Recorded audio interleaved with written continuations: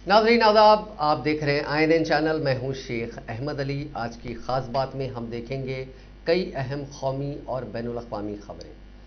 किसान तहरीक का आज 51वां दिन है। मरकजी हुकूमत और किसान कायदीन के बीच आज 10वें दौर की बातचीत हुई।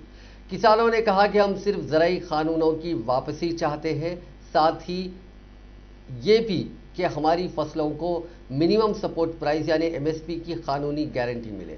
किसान कायद दर्शन पाल ने कहा कि हम बातचीत के लिए आए तो हैं, लेकिन ज़्यादा उम्मीद नहीं है।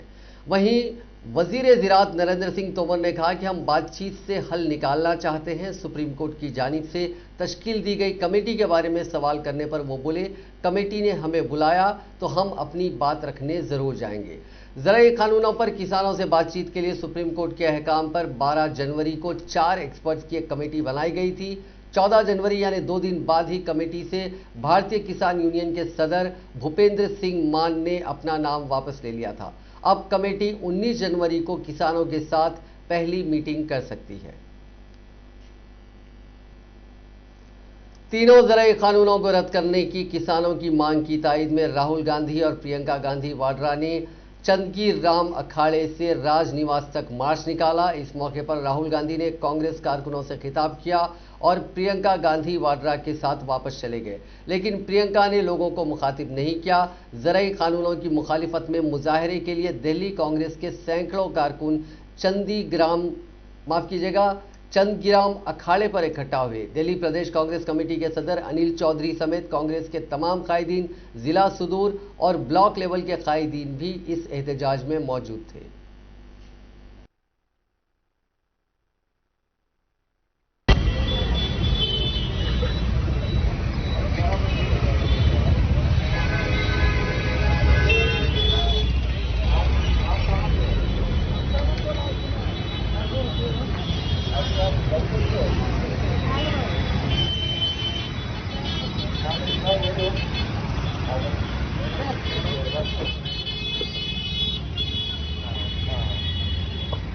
हेलो हेलो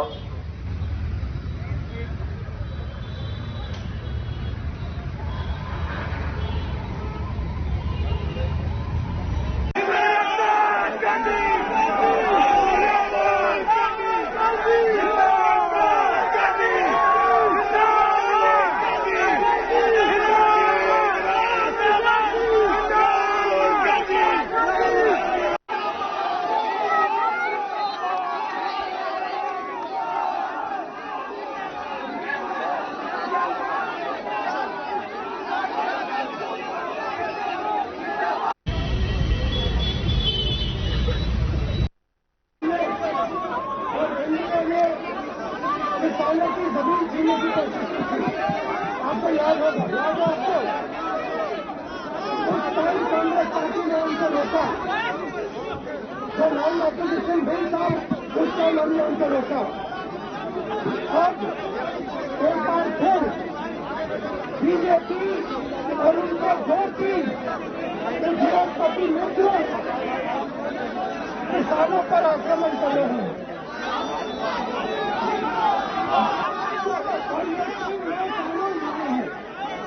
ये कानून किसान की मदद करने के कानून नहीं है, ये कानून किसान को खत्म करने के कानून है और अंबानी और अडानी को जो किसान का है वो दिलवाने के लिए कानून बनाए गए हैं।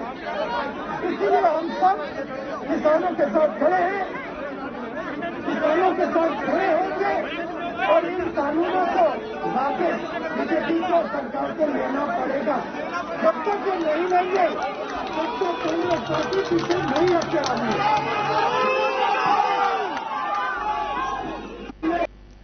16 जनवरी यानी हफ्ते के रोज से मुल्क भर में वैक्सीनेशन ड्राइव की शुरुआत हो जाएगी। इसके पहले मरकजी वजारत सेहत ने सभी रियासतों को वैक्सीनेशन की गाइडलाइंस भेजी है। इसमें कहा गया है कि 18 साल से कम उम्र के बच्चों और हामिला खवातीन को अभी वैक्सीन नहीं लगाई जाएगी। जो खवातीन बच्चे को अपना दूध पिला रही हैं उन्हें भी वैक्सीन लगाने से मना किया गया है। वजारत ने कहा कि वैक्सीन का पहला और दूसरा डोज दोनों ही एक ही कंपनी के लगाना है। मतलब अगर किसी को पहला डोज कोविशील्ड वैक्सीन का दिया गया हो तो दूसरा डोज भी कोविशील्ड का ही दिया जाएगा, भूलकर भी कोवैक्सीन की डोज नहीं लगाई जाए। गाइडलाइंस के मुताबिक वैक्सीन सिर्फ 18 या उससे ऊपर की उम्र के लोगों को ही लगाई जाएगी। अगर किसी को किसी दूसरी बीमारी की वैक्सीन भी लगानी है तो कोविड वैक्सीन और दीगर बीमारियों की वैक्सीन में 14 दिन का फर्क होना चाहिए। अगर किसी में कोरोना के अलामात हैं तो उसे ठीक होने के 4 से 8 हफ्ते बाद वैक्सीन लगाई जाएगी। कोरोना मरीज जिनको मोनोक्लोनल एंटीबॉडीज या प्लाज्मा दिया गया हो उन्हें ठीक होने के 4 से 8 हफ्ते बाद वैक्सीन लगाई जाएगी। बीमार और अस्पताल में भर्ती चाहे किसी भी बीमारी से मुतासिर हों, उन्हें बीमारी से रिकवर होने के 4 से 8 हफ्ते बाद ही कोविड-19 की वैक्सीन लगाई जाएगी। हफ्ते के रोज मुल्क में शुरू होने वाले कोरोना वैक्सीनेशन प्रोग्राम की शुरुआत वजीर आजम नरेंद्र मोदी करेंगे। 16 जनवरी की सुबह 10:30 बजे पीएम मोदी वीडियो कॉन्फ्रेंसिंग के जरिए वैक्सीनेशन प्रोग्राम की शुरुआत करेंगे। साथ ही वो वैक्सीन लगवाने वाले कुछ लोगों से बातचीत भी कर सकते हैं। पीएमओ के मुताबिक इस दौरान सभी रियासतों और मरकज के जेर इंतजाम इलाकों के 3006 सेशन साइट लॉन्चिंग प्रोग्राम से जुड़ेंगे। हर सेशन में 100 लोगों को कोरोना का टीका लगाया जाएगा। जराये की माने तो पहले दिन करीब 3 लाख हेल्थ केयर वर्कर्स को टीके लगाए जाएंगे। वजारत सेहत ने रियासतों को सलाह दी है कि हर वैक्सीनेशन सेशन में टीका लगवाने वालों की तादाद 100 से ज्यादा नहीं हो। 10% वैक्सीन रिजर्व रखे जाएं क्योंकि इतने डोज वेस्टेज में जा सकते हैं। साथ ही कहा गया है कि जैसे जैसे वैक्सीनेशन आगे बढ़ेगा वैसे वैसे सेंटर्स की तादाद बढ़ाई जाए। मुल्क में 2 वैक्सीन ऑक्सफोर्ड एस्ट्राजेनिका की कोविशील्ड और भारत बायोटेक की कोवैक्सीन को इमरजेंसी इस्तेमाल के लिए मंजूरी मिली है। हुकूमत ने वाजे किया है कि वैक्सीनेशन में शामिल लोगों को अभी अपनी मर्जी की वैक्सीन लगवाने का ऑप्शन नहीं मिलेगा। पहले फेज में 1 करोड़ हेल्थ वर्कर्स और 2 करोड़ फ्रंटलाइन वर्कर्स को टीका फ्री में लगाया जाएगा। उनके बाद 50 साल से ज्यादा उम्र के लोगों और संगीन बीमारियों से जूझ रहे 50 साल से कम उम्र के लोगों को वैक्सीन लगाई जाएगी। इस तरह करीब 27 करोड़ लोगों को टीका लगाया जाएगा। मरकजी हुकूमत ने कोविशील्ड के 1 करोड़ 10 लाख और कोवैक्सीन के 55 लाख डोज खरीदे हैं। इन्हें जरूरत के मुताबिक रियासतों को भेज दिया गया है। बताया जा रहा है कि कोविशील्ड मुल्क के 60 पॉइंट्स पर पहुंचा दिए गए हैं, जहां से वो छोटे छोटे सेंटर्स पर भेजे जाएंगे। कोवैक्सीन की पहली खेप 12 रियासतों में भेजी गई है। इंडियन आर्मी आज अपना 73वां यौम तासीस मना रही है। इस मौके पर फौज के सरबराह जनरल एम नरवाने ने चीन और पाकिस्तान को इंतबाह देते हुए कहा कि हम बातचीत और डिप्लोमेसी के जरिए अपने तनाज़ात का हल खोजने के लिए पाबंदे अहद हैं, लेकिन किसी को भी हमारे सब्र का इम्तिहान लेने की गलती नहीं करनी चाहिए। उन्होंने इस दौरान ये भी कहा कि आप सभी शुमाली सरहदों पर चीन के साथ चल रहे तनाव से वाकिफ हैं। सरहदों पर एक तरफा हालात बदलने की साजिश को लेकर जोरदार जवाब दिया गया। उन्होंने मुल्क को यकीन दिलाया कि गलवान के बहादुरों की कुर्बानी जाया नहीं जाएगी। इससे पहले सीडीएस जनरल बिपिन रावत, फौज के सरबराह जनरल एम नरवणे, एयरफोर्स के chief air chief martial RK Bhadauria और नेवी के सरबराह एडमिरल करमबीर सिंह ने नेशनल वॉर मेमोरियल पर शहीदों को खिराज पेश किया। इस दौरान फौज के सरबराह ने करियप्पा ग्राउंड में परेड की सलामी भी ली। दूसरी जानिब सदर जमहूरिया रामनाथ कोविंद ने आर्मी डे पर बहादुर जवानों को मुबारकबाद और नेक ख्वाहिशात पेश की। उन्होंने ट्वीट करके कहा कि आर्मी डे पर हिंदुस्तानी फौज के बहादुर जवानों को मुबारकबाद। हम उन बहादुर जवानों को याद करते हैं जिन्होंने कौम के लिए अपनी आला कुर्बानी दी। वहीं वजीर आजम नरेंद्र मोदी ने जुम्मे को आर्मी डे के मौके पर फौजियों और उनके कुंभों को मुबारकबाद देते हुए कहा कि हमारी फौज मजबूत, बहादुर और पुरअज़्म है, जिसने हमेशा फख्र से मुल्क का सर बुलंद किया। गौरवशाली परंपरा जिसमें शौर्य, पराक्रम और बलिदान के मूल्यों का निर्वाह करती आई है भारतीय सेना, उसी का 73वां सेना दिवस समारोह आज यहां भारत की राजधानी दिल्ली में स्थित भव्य करियप्पा परेड ग्राउंड पर एक उत्सव, एक राष्ट्रीय पर्व, जिसके लिए देश और विदेश में रहने वाले सभी भारतवासियों को हार्दिक अभिनंदन एवं बधाई।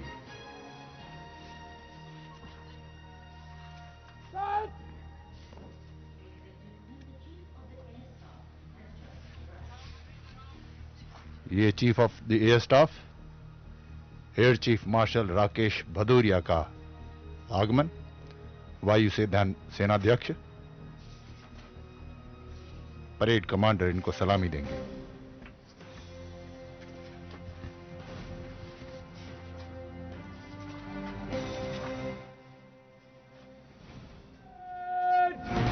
General salute! सलामी! दस!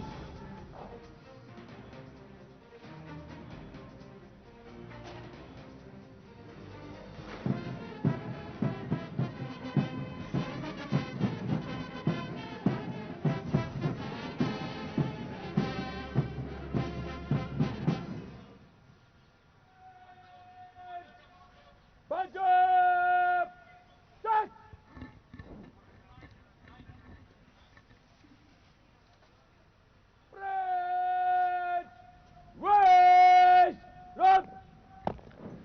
Parade commander major general Alok Kakkar, chief of staff Delhi area.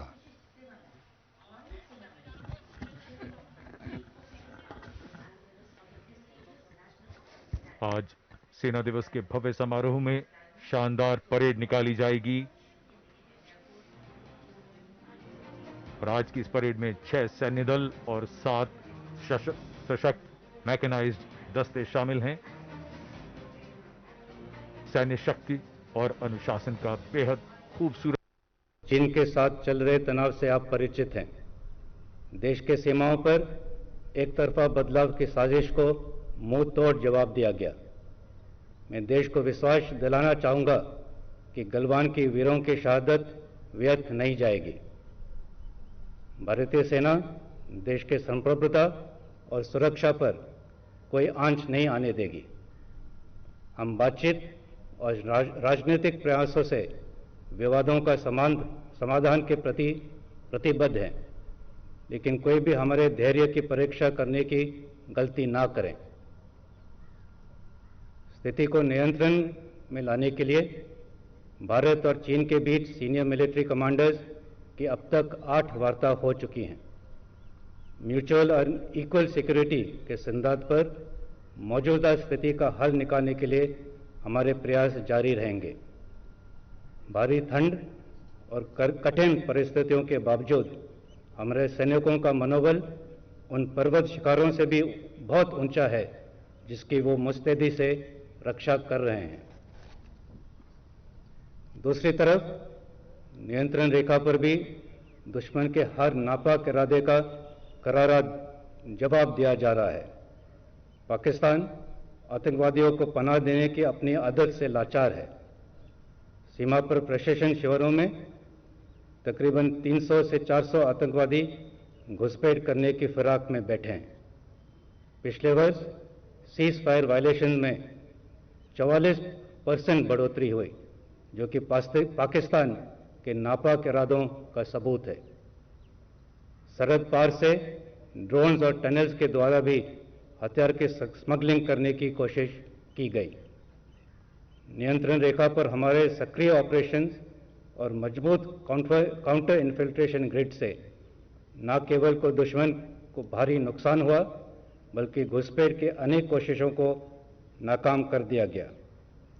पिछले वर्ष सेना ने नियंत्रण रेखा और काउंटर टेररिस्ट ऑपरेशंस में 200 मगरबी दिल्ली के कीर्तिनगर इलाके में कबाड़ की दुकान में आग लग गई, जिसमें 3 अफराद की झुलसने से मौत हो गई। मगरबी दिल्ली के पुलिस डिप्टी कमिश्नर दीपक पुरोहित ने जुमे के रोज बताया कि गुज़िश्ता देर रात कीर्तिनगर के कमला नेहरू कैंप में एक कबाड़ की दुकान में आग लग गई। आग की इत्तला मौसूल होते ही जाए वक़्फ़े पर पुलिस और फायर ब्रिगेड के अहलकार पहुंचे। आग टोनी महतू की कबाड़ की दुकान में लगी और जल्द ही दुकान के ऊपर बनी झुग्गियों में फैल गई। उन्होंने बताया कि आग पर फौरी तौर पर काबू पा लिया गया और बेशतर अफराद खाना को महफूज निकाल लिया गया। आग बुझाने के बाद वहां से 2 लाशें बरामद हुई जो मुकम्मल तौर पर झुलस गई हैं। उनकी शिनाख्त नहीं हो सकी, लेकिन एक की उम्र 20 साल है जबकि दूसरे की उम्र 8 साल से 10 साल के दरमियान है। बहुजन समाज पार्टी की सरबराह मायावती ने जुमे के रोज ऐलान किया कि बीएसपी उत्तर प्रदेश और उत्तराखंड के आइंदा होने वाले इंतखाबात में किसी भी सियासी जमात के साथ इत्तेहाद नहीं करेगी और तनहा ही इंतखाबी मैदान में उतरेगी। किसान तहरीक पर मायावती ने कहा कि बहुजन समाज पार्टी मरकजी हुकूमत से मुतालबा करती है कि दिल्ली में एहतजाज कर रहे किसानों के तमाम मुतालबात को कबूल किया जाए। मायावती ने कोविड-19 की टीकाकारी मुहिम का खैर मकदम करते हुए रियासती और मरकजी हुकूमत से अपील की कि मुल्क में सभी को ये वैक्सीन मुफ्त फराहम की जाए। मायावती ने मजीद कहा कि अगर बीएसपी उत्तर प्रदेश में हुकूमत बनाती है तो सभी को मुफ्त कोरोना वैक्सीन फराहम की जाएगी। बीएसपी सुप्रीमो मायावती ने कहा कि उत्तर प्रदेश और उत्तराखंड के आइंदा असेंबली इंतखाबात में बीएसपी किसी भी सियासी जमात के साथ इत्तेहाद नहीं करेगी। पार्टी तमाम असेंबली हलकों में अपने दम पर मैदान में उतरेगी। हिंदुस्तान को अक़वाम मुत्तहिदा में सलामती काउंसिल की 3 कमेटियों में 2 साल की मुद्दत के लिए सरबराही मिल गई है, जिससे पाकिस्तान के इख्तिदार और सिफारती हल्के में घबराहट है। इन 3 कमेटियों में से 2 कमेटियां ऐसी हैं जिनकी वजह से पाकिस्तान में ज़्यादा घबराहट है। जिन 3 कमेटियों की हिंदुस्तान को सरबराही मिली है उनमें Taliban sanction committee, counter terrorism यानी इंसदाद दहशतगर्दी कमेटी और लीबिया सैंक्शन कमेटी शामिल है। लीबिया सैंक्शन कमेटी के अलावा दीगर दोनों कमेटियों का ताल्लुक पाकिस्तान से है और कमेटी में लिए गए फैसले पाकिस्तान पर असरअंदाज हो सकते हैं। पाकिस्तान के सिफारती हलकों में खौफ है कि इंसदाद दहशतगर्दी कमेटी के तहत हिंदुस्तान काले को काला और सफ़ेद को सफ़ेद कह सकता है और पाकिस्तान में मौजूद जिन दहशतगर्दों ने हिंदुस्तान को नुकसान पहुंचाया है उनके खिलाफ कार्रवाई करवा सकता है। उनमें मसूद अजहर और लखवी नुमाया तौर पर शामिल हैं। ये कमेटी दहशतगर्दों की किसी भी तरह मदद के खिलाफ कदम उठा सकती है। तालिबान सैंक्शन कमेटी की सरबराही भी हिंदुस्तान के लिए बहुत अहम है, क्योंकि इसके जरिए हिंदुस्तान अफगानिस्तान की सियासत पर असरअंदाज हो सकता है और यहाँ पर चीन के बढ़ते हुए कदमों को रोकने का काम कर सकता है। तालिबान क्योंकि पाकिस्तान की पैदावार है, इसलिए ये कमेटी इसके असर को भी रोक सकती है। वाज़ेह है कि तालिबान सैंक्शन कमेटी उन ममालिक की फहरिस्त बनाती है जो तालिबान की माली मुआवनत करते हैं या फिर किसी और तरह उनके साथ शरीक हों। तीसरी कमेटी यानी लीबिया सैंक्शन कमेटी का सीधा कोई ताल्लुक खित्ते के ममालिक से नहीं है। उन कमेटियों की सरबराही मिलने का सीधा मतलब आलमी सतह पर हिंदुस्तान की पहचान में इजाफा होना और उसको आलमी अहमियत मिलना है। दिल्ली में नए पार्लियामेंट हाउस की तामीर का काम आज से शुरू हो गया। करीब 100 साल बाद नया पार्लियामेंट हाउस बनने जा रहा है। इस प्रोजेक्ट पर 865 करोड़ रुपए खर्च किए जाएंगे। कई अहम प्रोजेक्ट्स डिजाइन कर चुके अहमदाबाद के आर्किटेक्ट बिमल पटेल ने नए पार्लियामेंट हाउस का डिजाइन तैयार किया है। इस हफ्ते की शुरुआत में 14 मेंबर्स वाले हेरिटेज पैनल ने हुकूमत के इस अहम मंसूबे को मंजूरी दी थी। पार्लियामेंट की नई इमारत बनाने का कॉन्ट्रैक्ट टाटा ग्रुप को मिला है। नई बिल्डिंग पार्लियामेंट हाउस स्टेट के प्लॉट नंबर 118 पर बनाई जाएगी। प्रोजेक्ट के तहत नई पार्लियामेंट के अलावा इंडिया गेट के आसपास 10 इमारतें और बनेंगी, जिनमें 51 वजारतों के दफ्तर लगेंगे। सेंट्रल विस्टारा को रीडेवलप किए जाने के तहत यहाँ नया ट्रायंगुलर शेप का संसद भवन, PM's residence, PMO, vice president's house, एक कॉमन सेंट्रल सेक्रेटेरिएट बनाने के साथ ही राष्ट्रपति भवन से इंडिया गेट तक कॉरिडोर को नए सिरे से संवारा जाएगा। टाटा प्रोजेक्ट्स ने इस काम के लिए मशीनें और मटेरियल जुटाना शुरू कर दिया है। सुप्रीम कोर्ट ने मरकजी हुकूमत को यहां कंस्ट्रक्शन शुरू करने से पहले हेरिटेज पैनल और इस मामले से जुड़े ओहदेदारों से मंजूरी लेने के लिए कहा था। पीर के रोज हेरिटेज कंजर्वेशन कमेटी ने यह प्रोजेक्ट शुरू करने की इजाजत दे दी है। इसके मुताबिक राजपथ पर काम इस साल रिपब्लिक डे की परेड के फौरी बाद शुरू होगा। इसके अगले 10 महीनों में पूरा होने की उम्मीद है। उम्मीद जताई जा रही है कि 2022 में रिपब्लिक डे की परेड नए तरीके से तैयार राजपथ पर होगी। पिछले महीने वज़ीर-ए-आज़म नरेंद्र मोदी ने नए पार्लियामेंट हाउस का संग बुनियाद रखा था। नई बिल्डिंग मुल्क की आज़ादी की 75वीं सालगिरह तक तैयार होने की उम्मीद है। ये इमारत पुराने पार्लियामेंट हाउस के सामने ही बनाई जाएगी। मौजूदा पार्लियामेंट को 54 साल पहले 83 लाख रुपए की लागत से बनाया गया था। इसे म्यूजियम में बदलने का मंसूबा है। इस पूरे प्रोजेक्ट में पुरानी बिल्डिंग के दोनों तरफ ट्रायंगुलर शेप में 2 बिल्डिंग्स बनेंगी।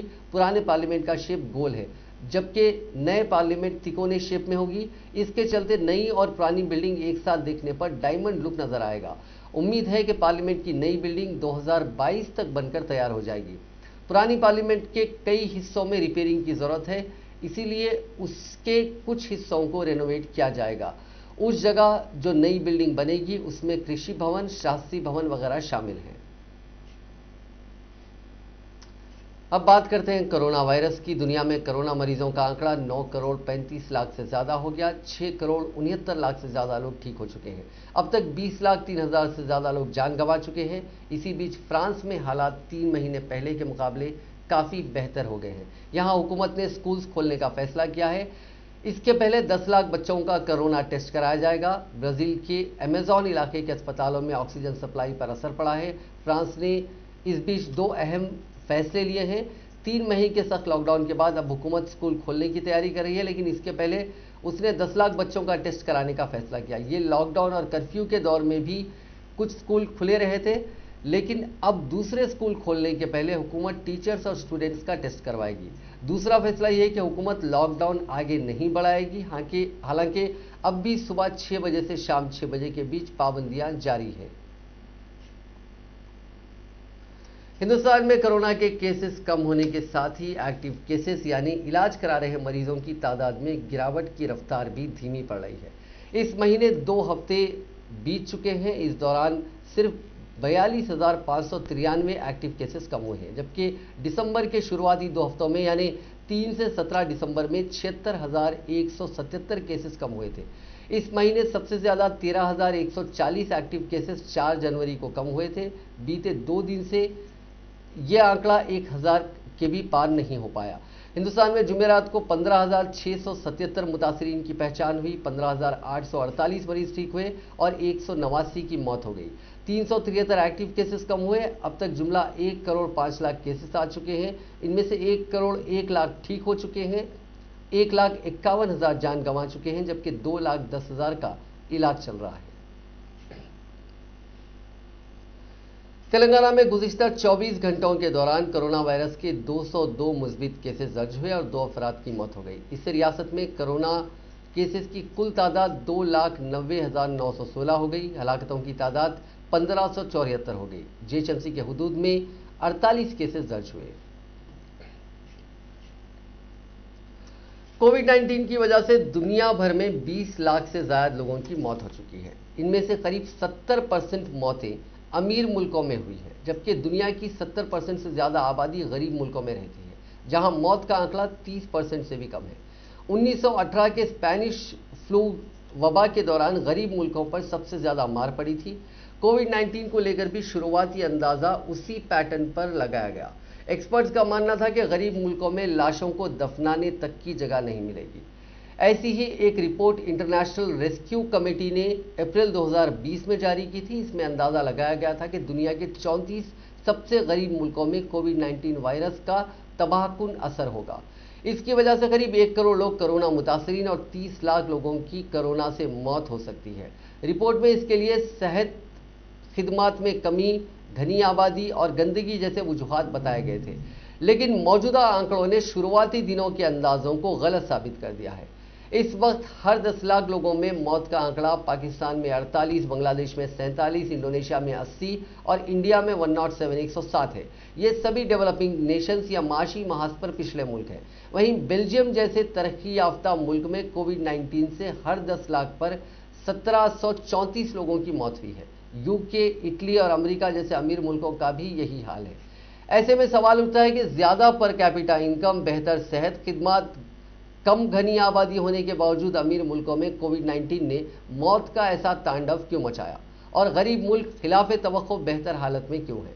ऐसे ही सवालों पर करंट साइंस में एक स्टडी आई है जिसे 3 हिंदुस्तानी रिसर्चर्स ने तैयार किया है। इनमें बथिका चैटर्जी, राजीव लक्ष्मण और डॉक्टर शेखर मांडे शामिल हैं। डॉक्टर शेखर मांडे के मुताबिक बड़ी जीडीपी वाले मुल्कों की आबादी जायद उम्र दराज है। मिसाल के लिए इंडिया की औसतन उम्र 27 साल है और पाकिस्तान की 23 और बांग्लादेश की 22 साल है।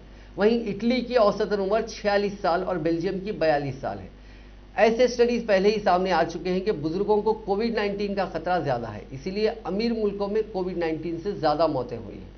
स्टडी के मुताबिक जायद साफ सफाई की वजह से अमीर मुल्कों में ऑटो इम्यून बीमारियां कम होती हैं, इसलिए जिस्म वायरस को लेकर पूरी तरह अनजान रहता है। कोरोना वायरस को देखकर भी जिस्म ने ऐसी संगीन रद्द-ए-अमल दिया जिससे अपने ही जिस्म को नुकसान हुआ।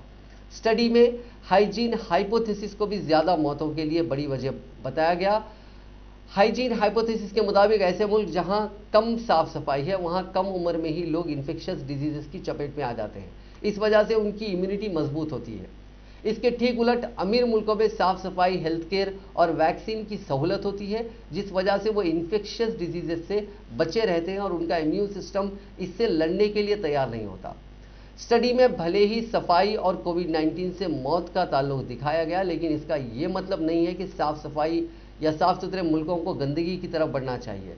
स्टडी के मुताबिक माइक्रोबायोम थेरेपी के जरिए इम्यून ट्रेनिंग पर ध्यान देना चाहिए, जिससे जिस्म ऐसे किसी मुमकिन वायरस से लड़ने के लिए तैयार रहे। यहां गौर करना जरूरी है कि जापान, फिनलैंड, नॉर्वे और ऑस्ट्रेलिया जैसे कुछ मुल्कों की जीडीपी और औसतन उम्र ज्यादा होने के बावजूद यहां कोविड-19 से मौत का आंकड़ा कम रहा।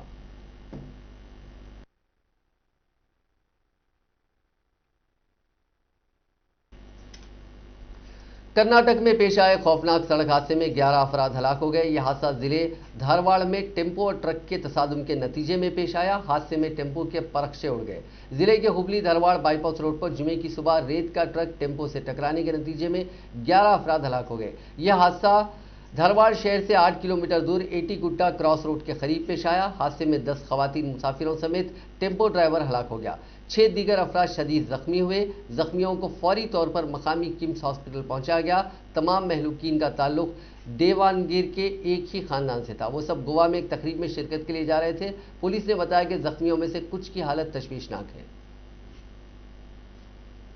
इंडोनेशिया के सुलावेसी सूबे में जुमे के रोज जबरदस्त जल्जले से 35 लोगों की मौत हो गई। 600 से ज्यादा लोग जख्मी हुए।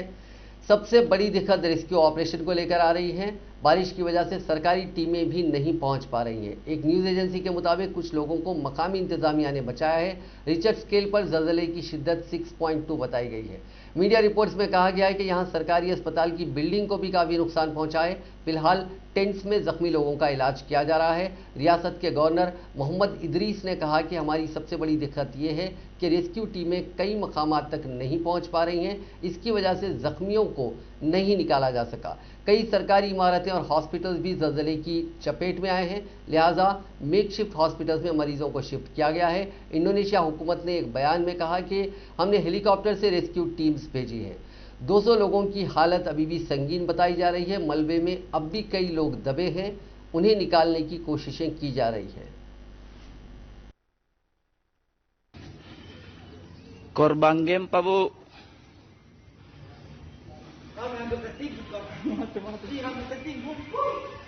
Nggak ada kuncinya, nggak bisa dikasih keluar ini mobil.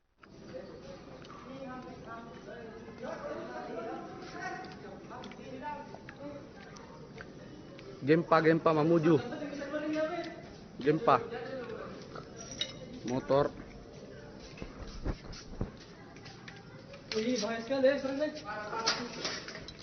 Mau robek lah. Ayo motor.